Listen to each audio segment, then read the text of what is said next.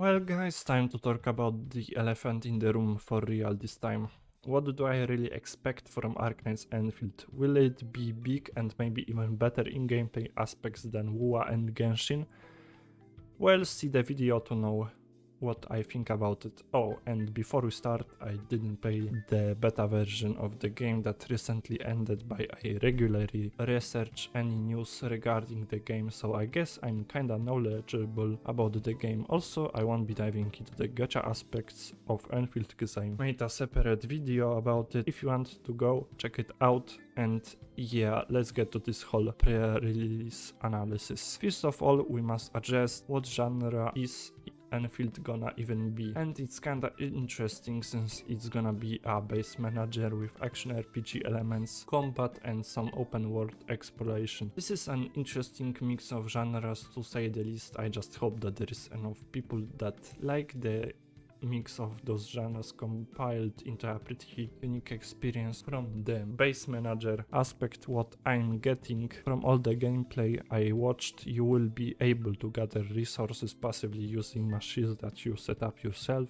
and then collect them to fuel your progress even when you are not playing the game. Kinda like an Arknights based system where you can set up to farm the game's main currency or around them. Though in Enfield, however, it seems like base building will have even more important role because you are gonna be able to unlock the outposts, which are like those mini bases scattered around the map, and in turn it's gonna affect your exploration progress in the long run. So the base is kinda mandatory to even potentially progressing the side quest content. Now coming to the combat elements, will Arknights Endfield combat be a breath of fresh air for the gacha players? Well, in some aspects it's definitely gonna have something new, like the most obvious thing being that your whole squad is out here in the world with you and not in some back pocket waiting to come out on the field when you switch them up, and your squad will actively participate in running around the world with you. From what I heard, combat itself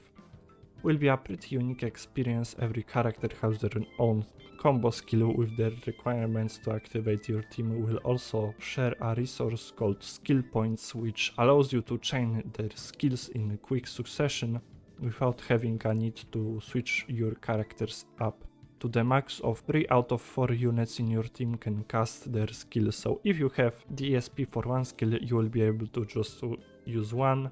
If you have the SP for 2 skills, you can cast 2 skills and so on. Apart from that, you have your standard ultimate skills, normal attacks, dodge counters and jumping. So while the combat is pretty bare bones, there are still some elements that certainly give you a unique combat experience and even deepen the learning curve a little. From the spec requirements for PC, it might be a bit of a shock to hear that this game has an 16 RAM minimal requirement. I just hope that my gaming laptop will somehow manage to give me a playable experience while streaming or recording the videos about it once the game goes live. And speaking of releases, the game will come out in about 30th of August this year. While I know that half a year is still a lot of time for some people, I reassure you, the time will fly by faster than you expect. Also, man, the graphics are just something else, to be honest. This might set a new standard for gachas that will